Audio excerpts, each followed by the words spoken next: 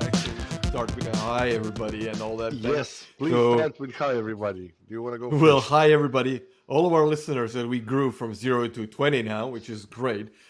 Failing upwards. Hi everybody. Thank you for listening. We decided we're going to start the show with a random fact. So you go first Uh, with your random fact because I started. I have no idea. Just go first. Just say your Hello, random fact. everybody. I'm Mario. I'm the developer in this show. And the random fact about me, using rough calculation, I have calculated that up to this day, I have changed about 3,000 children's diapers. 3,000. Cool. 3,000. Okay, that's not bad. And how much did your wife change? Probably twice as much. But again, this is very rough statistics. 9,000 diapers per. That's not bad.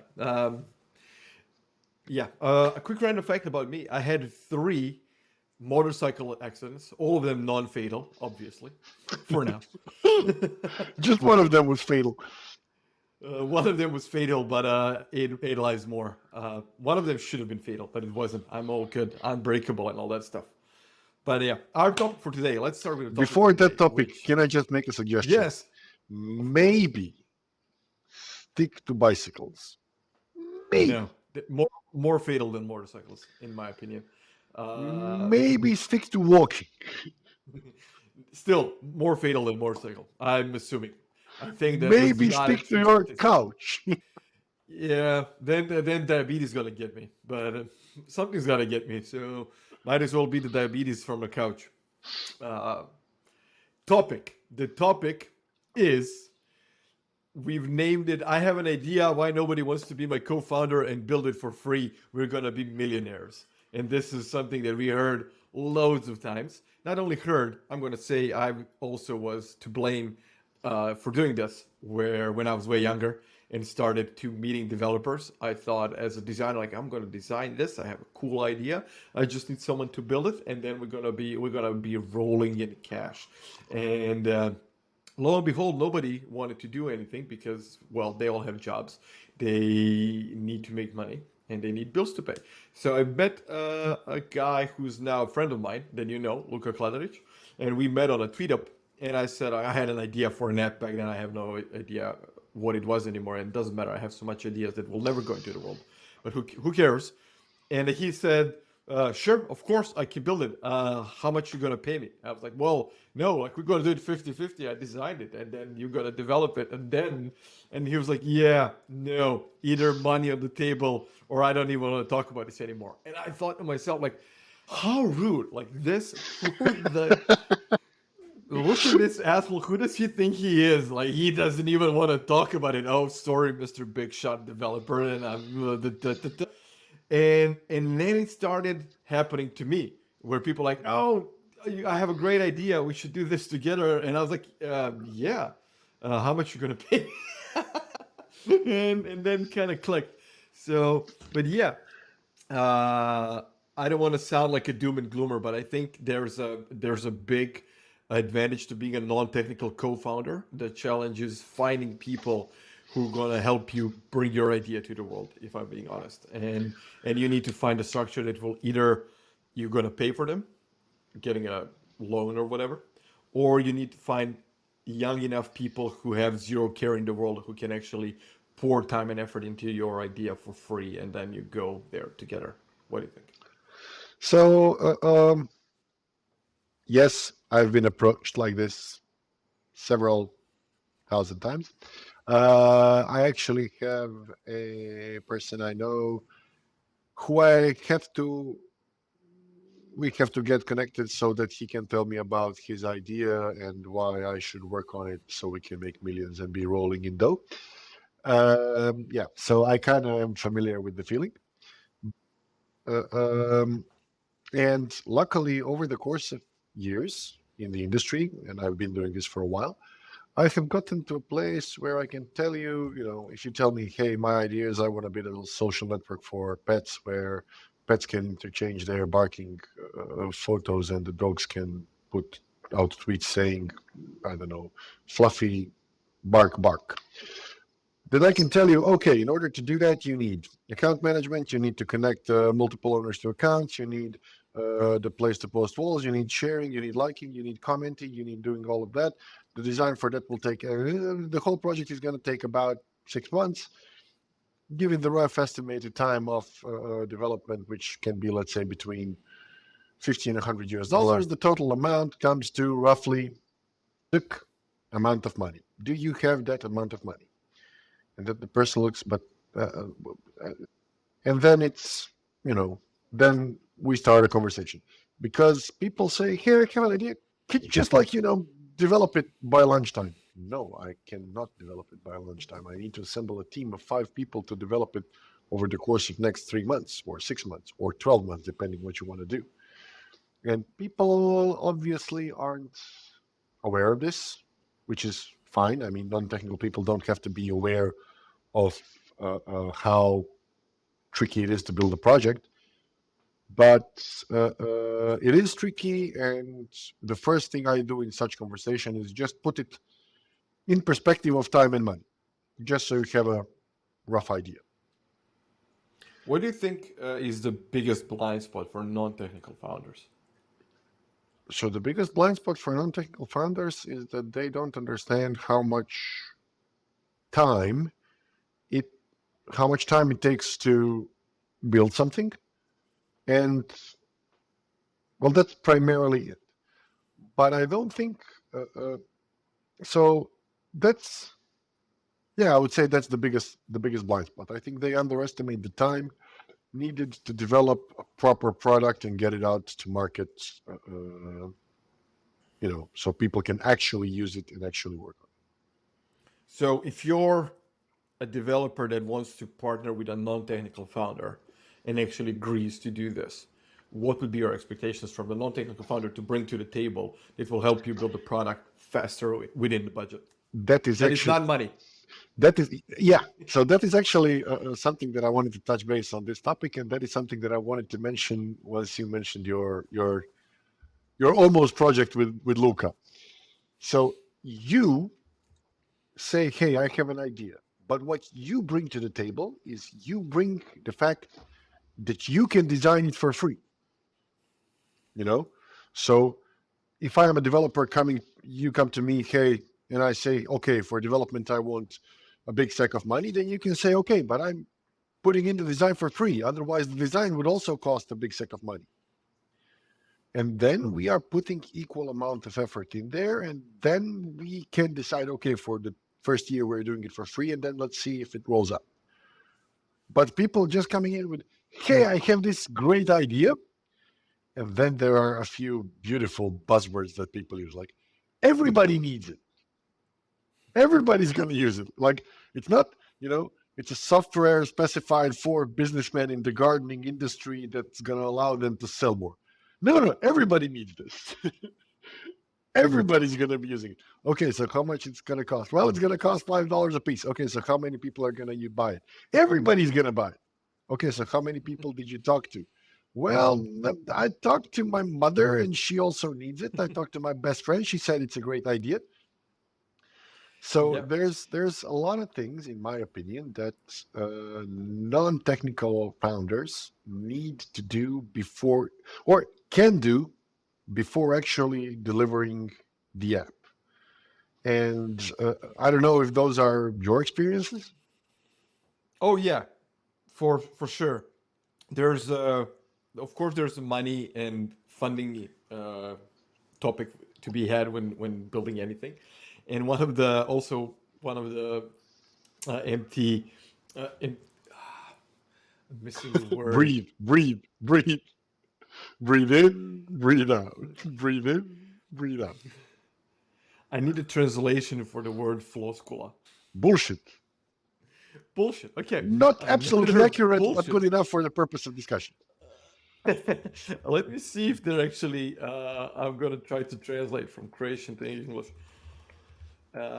Platitude. Yes, of course. Empty platitudes. Oh, duh. Yeah. Bullshit is much better. So there's bullshit is much better than a platitude. So there's an empty platitude that I hear a lot with these types of approaches where I have a great idea, and I'm sure you've heard this one. is if we only get 1% of the market, and then the 1%, and it's on 8 billion people, 1%, like, no. No, no, no, no, no, no. Like, there's like, even like Microsoft doesn't have 1% of people in the world using it. So why would your dog barking tweets app have that? But like everybody who has a dog, and then if we get 1%, if you just calculate how many dogs are in the world, and then you get like 1% of, like, no, no, stop it. Stop it. If you get 1% of your household to give you $100 to invest in your idea, I'm going to talk to you. But apart from that, the only 1% I need from you is 1% more than just an idea. Just whatever brings, whatever that's just above the idea. And then we'll see. So, like, I completely agree. And, I had people where, okay, so I brought an idea. Now you go build this. Sure. Okay. Yeah. On the other hand, I'm currently CTO in Picator. Picator is a market research platform for true market researchers, uh, advertising done for free. But actually, the story on how I became CTO of Picator is interesting. So I met Marin, the founder, in a startup competition. I had my own small idea for a startup. He had Picator, and he was at that time solo, and he was completely non-technical. But he knew that he wanted to build. At the time, it was supposed to be like Uber for mystery shopping. So, like, you're an owner of a cafe bar. You want to know if your waiter is doing their job. You can order a mystery shopper to go in, get a coffee, see if the waiter said hi, if the restaurant was clean, if the toilet was clean, give you a quick report, and that would cost you, I don't know, €50 or something. And he was non-technical, and he came with that story. And so we met. He's a fun guy. We had great time in that startup company, Rijeka. That was really cool. And then we haven't seen each other in a while, but as we befriended on Facebook and on LinkedIn and whatnot, I could see that he was posting, creating content, and every now and then it would pop up, and he was bringing up new content. He was bringing up new stories.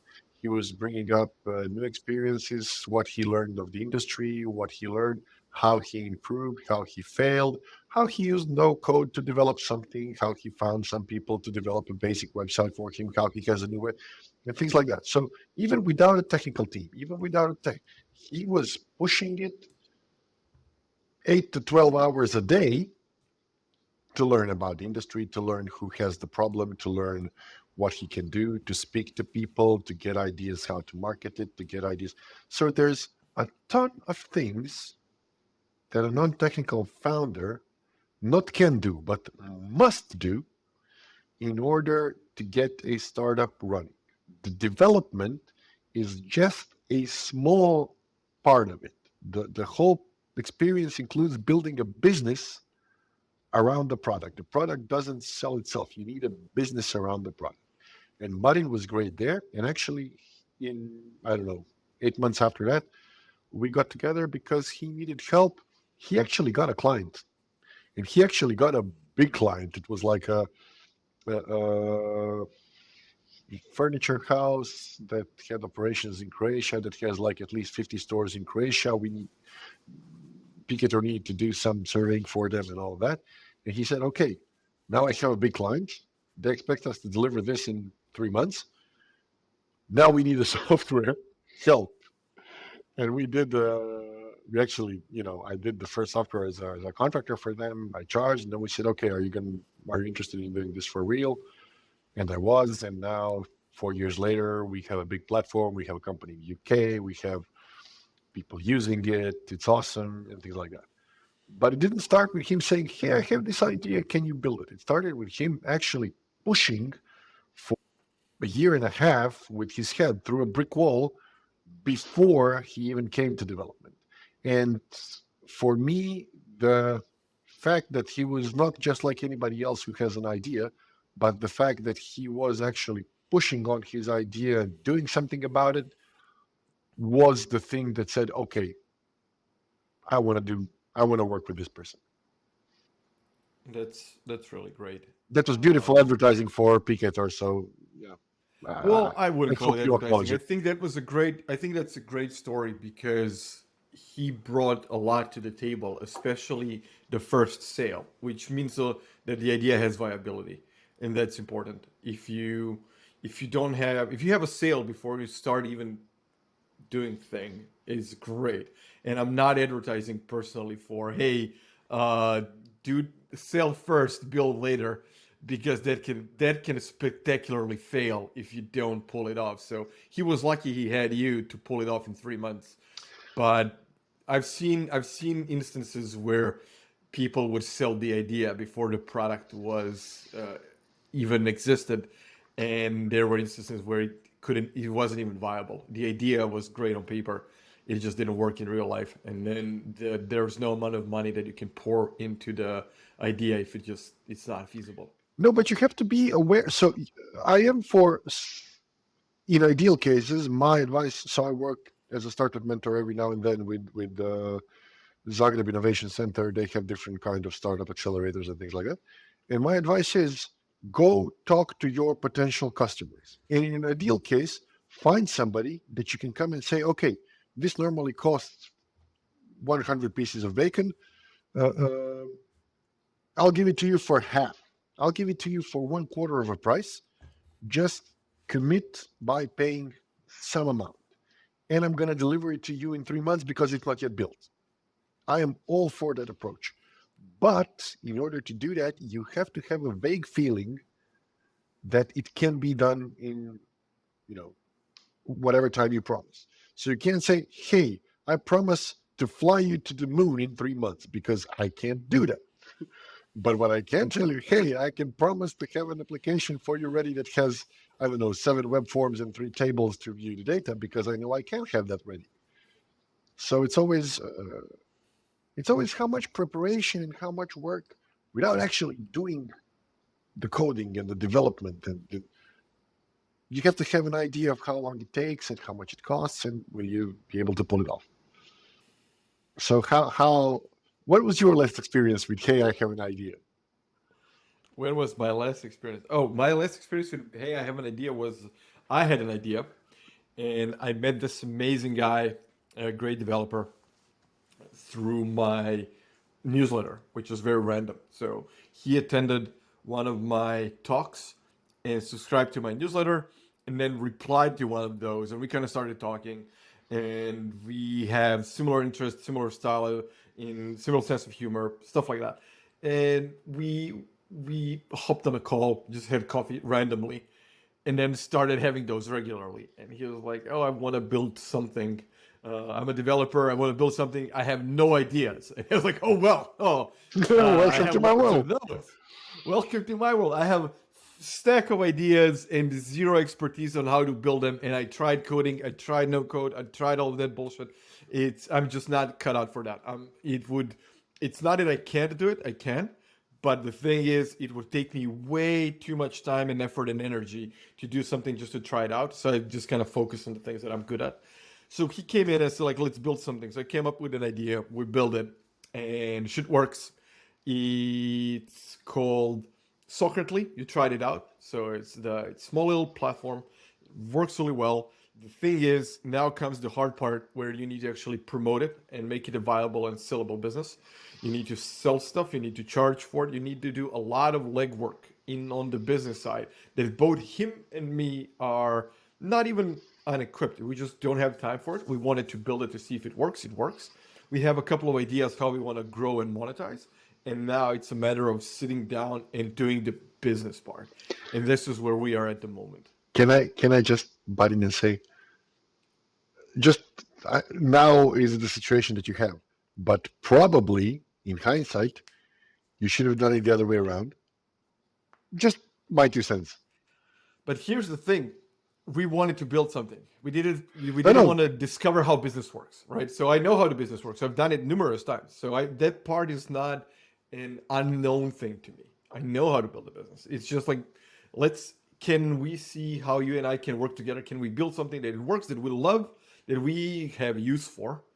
And then if we want, we're gonna go the business route. And now we are at the point like, what do we do with this? But if we went the other way around, and here's one of my issues that I have that I'm working with my therapist with, and this is, if I committed to something that I have to do, and then actually found clients and do all the things, then I'm bogged in, and then I have to do it, and now I'm stuck, and now I don't have the freedom to do whatever the fuck I want to do, and this is a problem. So while I choose to do whatever I want, it's fun. As soon as it becomes a must and you have to do this and you can't get out of this and now you have to do this and this is the only thing that you do and you're kind of pigeonholed yourself in, then be, quickly become very dissatisfied and depressed and whatever. So this is kind of, it's the liberty to do if we want, but not actually doing it is always an option. And I can always come back to it when I don't want to do other things. So it's always like 3 and 4 things in the flight. And now it's the matter of actually thinking, and I have an idea how we're going to do that soon. We're going to have to pivot a little bit, but it's going to be an interesting thing to do. So you touched base on a topic that's unfortunately a little bit painful for me. So a couple of years ago now, there was a friend of mine came and he had a great idea, and I honestly think it's a great idea. It's not revolutionary. It's a great idea for a platform, and he actually went on and assembled a team that would stand behind it. He had a great guy who did economics, and this guy is really, really, really amazing. He himself is really, really amazing. He's a orthopedic surgeon, one of the top, I would even say, in the world. Um he found a great lawyer to cover everything from the legal aspects, and then he needed a developer to actually build that thing. And I was like looking at the team and I said, okay, this team can do it. I would really want to be a part of that team. So I said yes. But unfortunately, as I have 3 kids, hence the 3,000 diapers from the beginning of the show, and as I have 2 companies, I should have said no. And that's something that I'm working with my therapist on, learning how to say no, because you need to learn how to say no. And I didn't say no. So unfortunately, what I was supposed to bring to the table, I couldn't bring enough hours to the table and I couldn't help them. And I actually stalled them and actually fucked them up. So, guys, if you are listening to this, once again, I'm sorry. I didn't mean to do it. I just overestimated myself. So, this is something sort of as an advice or as an idea. Don't, whenever somebody tells you, hey, I have a multi-million idea and let's do it, we'll be millionaires, don't do it unless you see that person is actually committed and doing their part. And even if they're not technical, there's so much they need, so much that needs to be done and so much they can bring to the table. If they're bringing that amount to the table, in my opinion, it's worth considering to be on the development side. If they aren't, then it's not. But the same thing goes the other way around. If you actually say, yes, I'm going to help you without money because money is going to come in 2 years when we actually build it, then if you said yes, then freaking do it and don't stall the people, because you might kill their enthusiasm and you might kill their idea like I did. So, That's yay. Yeah, that's true. And unfortunately, I have to say that I was to blame for the exact same thing. And I love saying yes to ideas because I love working with interesting people who have cool ideas. Love to be part of that, especially when there's a lot of unknowns. This is why I'm a product designer, because as a product designer, my I get the thing from discovering new stuff and solving the problem and getting the issue. And then once we get to a point where everything is clear, we know what the end goal is and what are the steps, I lose interest because the fun part for me ended.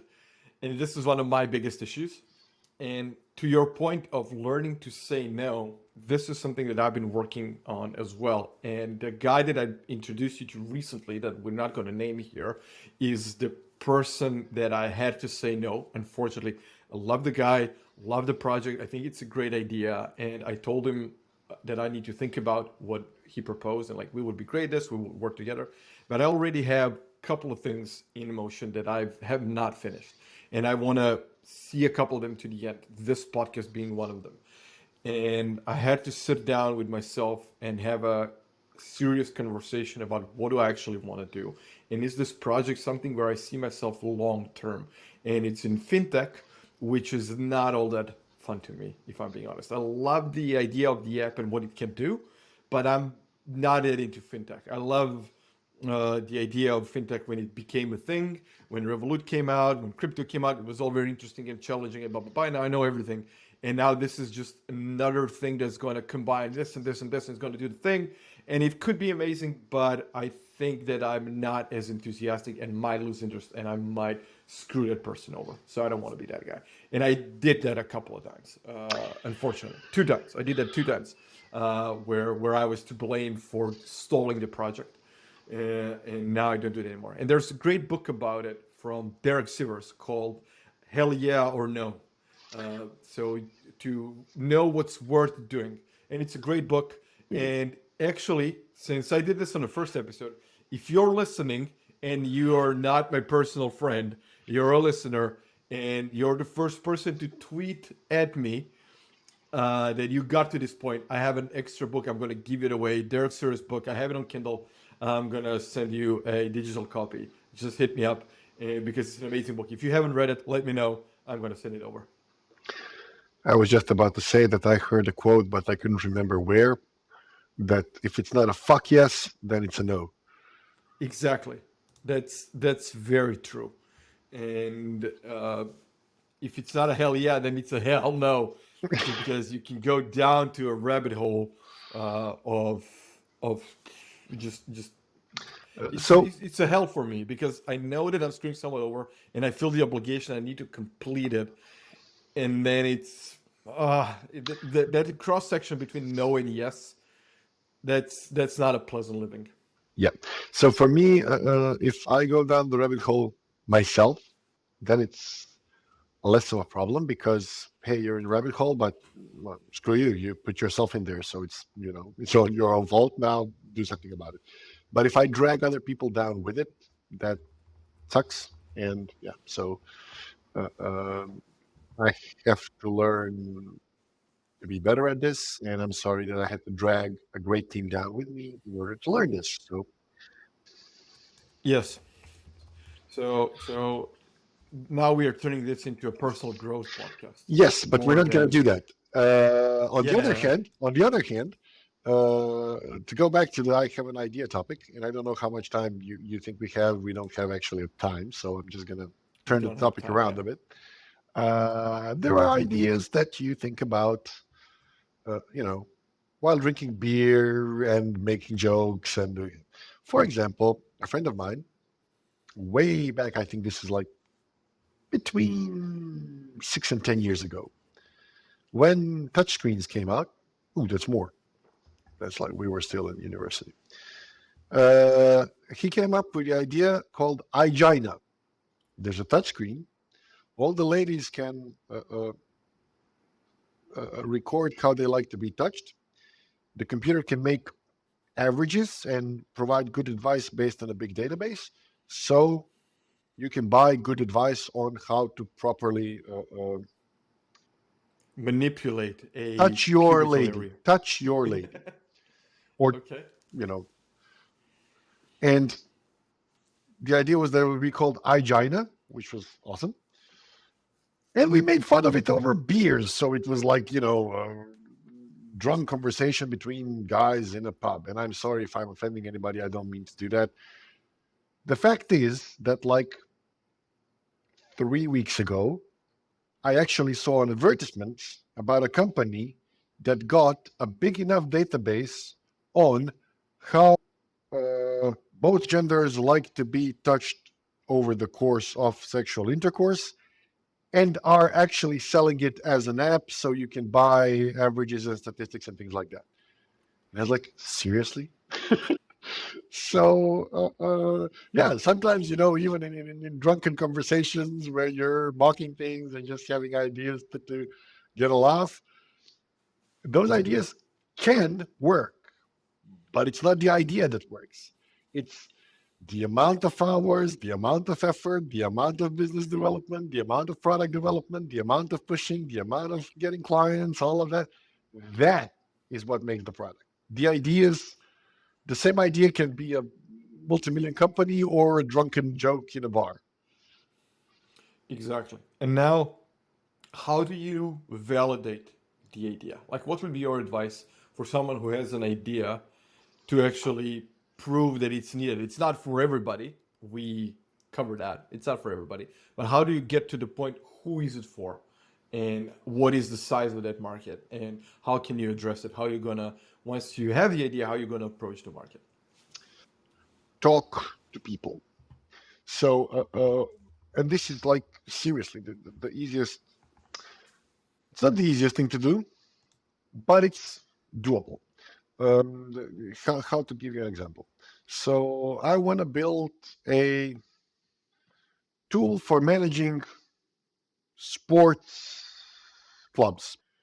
And I want to build a tool for managing sports clubs uh, covering all sports because I want to do financial management, personnel management, yada, yada.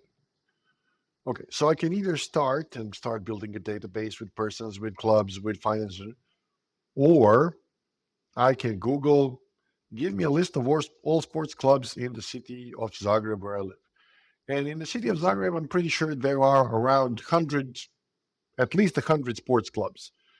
You know, some are football, some are basketball, some are athletics, some are chess, some are whatever. And most of them have public websites and most of them have phone numbers and if you start calling one by one, I'm pretty sure that the answer rate is going to be between 10 and 30%, which means that on 10 phone calls, you can get to 3 meetings. And then when you get a meeting with the chairman of a sports club, you can say, hey, I'm Mario. I have this really cool idea. Do you have 30 minutes for me to pick your brain? Everybody's, a lot of people are inclined to give 30 minutes of their time completely for free. And if there's 100 clubs in Zagreb, if you call all of them, if it's between 10 and 30% response rate, then you can get at least talking to 25 people. Out of those 25 people, 100 will be in athletic, I don't know, two will be athletic clubs, two will be chess clubs, two will be handball clubs, two will be football clubs from the fourth league, one will be football club from the third league. And if you know somebody who knows somebody who knows somebody, maybe you can get to an actually football club from the first league, like to a big club. But then you get all that feedback, and then you say, okay, what I wanted to, oh, and then you can say, okay, these four have all of these features in common, but these three don't. Okay. For example, chess and athletics don't, but football and basketball do. Okay, great. This means that my targeted audience is not sports clubs anymore.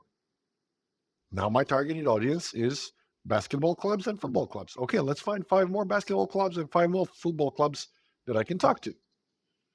And then you find that your product that was actually solving all of the sports problems is actually solving sports problems in female basketball.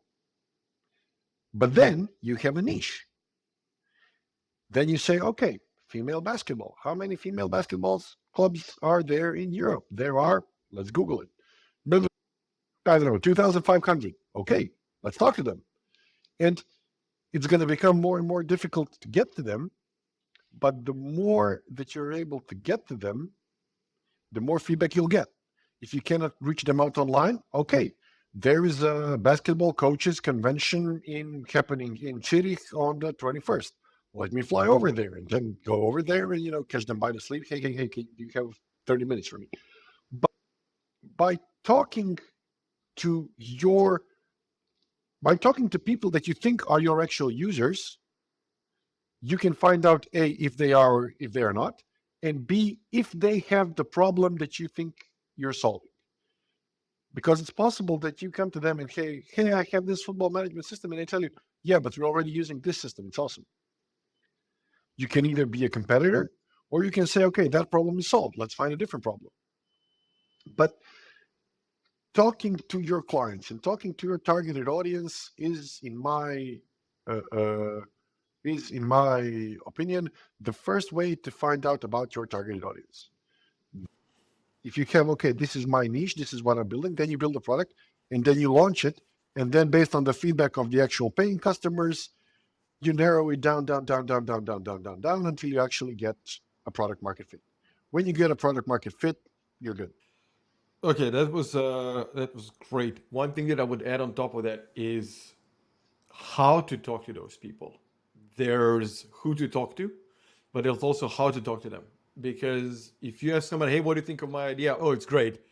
Cool. I didn't get anything out of that, right? So there's a way to introduce your idea, to explain what the product is and how it would work, and then to get feedback in a way that it's actionable and it gets something. Because somebody tells you something along the lines of, oh, this is cool, I love it, that means that it doesn't matter. It's not a good feedback. Or, but if somebody tells you, hey, can I buy the prototype? Or what are the next steps that we can do? Or how can I start using this? This means that idea has viability. If somebody tells like, oh, this is great, I'm gonna tell all my friends about it, whatever.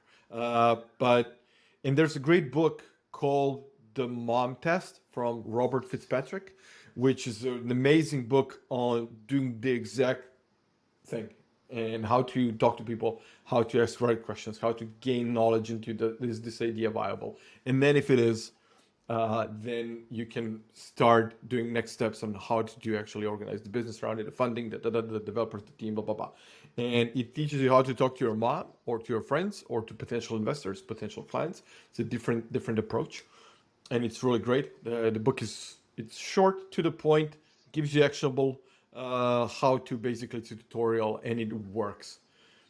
So yeah, I'm not giving that one away. That's maybe for some other kids. But the only thing that I wanted to say, I love that book, by the way. But the only thing I wanted to say is I wouldn't pitch my idea. I would pitch the problem. In my opinion, you first want to learn if so. Let's say that my concept is that I think sports clubs have a problem with managing financial documents. And my solution is going to solve that by introducing a software that will keep all that tidy, provide reports, yada yada. I don't want to come to people and say, "Hey, would you be interested in a software that solves this?" I would come to people, "Hey, I'm interested in how sports clubs solve problem of their financial management. Do you have 30 minutes to explain to me just a little bit about your processes? You don't have to tell me about the exact documents and things like that, but I would like to learn how it works in your company because I have an idea to improve something." So that would be And then my approach. And then if you get feedback about 30 people having those problems or not, then we can see, then you can even refine your ideas saying, okay, they do have this problem, but not in this direction that I thought. I need to pivot just a little bit over there, and then it's good. So talking about the problem is, in my opinion, much more important than talking about the solution. so you want to define the problem first better, Yes. actually, to understand the problem. Yes. And yeah, that's yeah, that makes sense. I always come from a position that I understand all the problems and I have all the solutions. But but that's just me being a designer. And it's just like, oh, I can solve any problem. Even if you don't have any problems, I'll give you problems and then I'll solve them. So I think we could wrap up this one on that note. And thank you everybody for listening. I think this was great, and I think you said some valuable things, and hopefully people got some use while listening to this. We also probably said some bullshit, but I hope that people will forgive us. So Hey, 80-20 the rule. If we say 20% bullshit, 80% things that is useful, I think we're good. Even if it's 50-50. I would I even would say if it's the other way 50%. around, we're good. But yeah, Yeah. Okay, 80% bullshit, 20% useful information. People listening to this got to the end. You're amazing. If you got to the end, thank you so much. you're Thank you, Ryan, amazing. for You're a this. masochist. You're everything. Yeah. Cool. I'll see you in the next one. Thank you. Bye. Bye.